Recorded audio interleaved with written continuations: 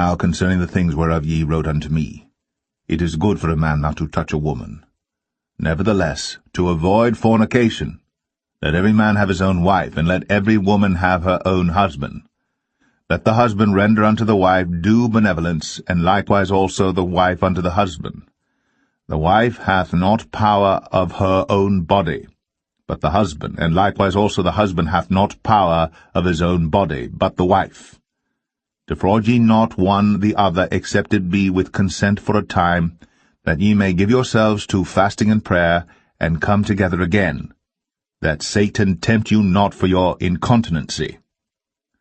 But I speak this by permission, and not of commandment, for I would that all men were even as I myself.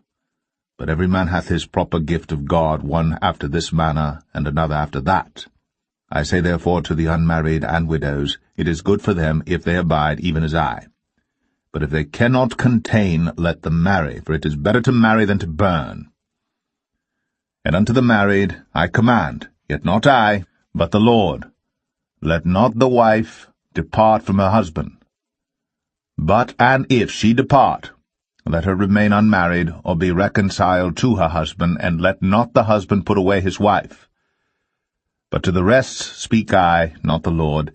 If any brother hath a wife that believeth not, and she be pleased to dwell with him, let him not put her away. And the woman which hath an husband that believeth not, and if he be pleased to dwell with her, let her not leave him. For the unbelieving husband is sanctified by the wife, and the unbelieving wife is sanctified by the husband. Else were your children unclean, but now are they holy. But if the unbelieving depart, let him depart.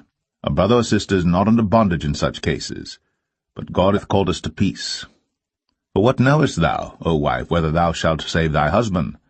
Or how knowest thou, O man, whether thou shalt save thy wife? But as God hath distributed to every man, as the Lord hath called every one, so let him walk, and so ordain I in all churches. Is any man called being circumcised, let him not become uncircumcised.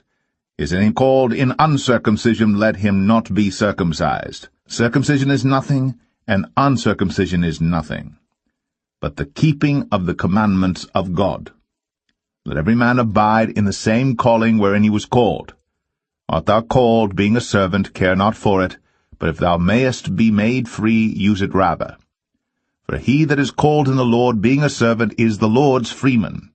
Likewise also, he that is called, being free, is Christ's servant.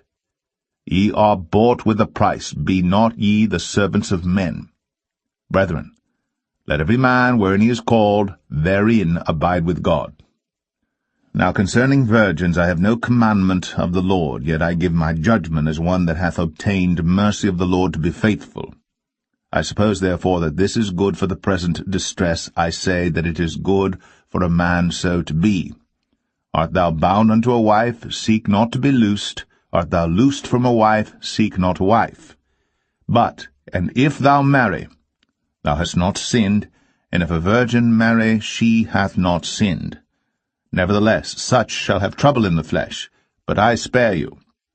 But this I say, brethren, the time is short, it remaineth, that both they that have wives be as though they had none, and they that weep as though they wept not, and they that rejoice as though they rejoiced not, and they that buy as though they possessed not, and they that use this world as not abusing it, for the fashion of this world passeth away. But I would have you without carefulness. He that is unmarried careth for the things that belong to the Lord, how he may please the Lord. But he that is married careth for the things that are of the world, how he may please his wife. There is difference also between a wife and a virgin. The unmarried woman careth for the things of the Lord, that she may be holy both in body and in spirit.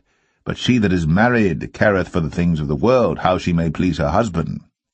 And this I speak for your own profit, not that I may cast a snare upon you, but for that which is comely, and that ye may attend upon the Lord without distraction.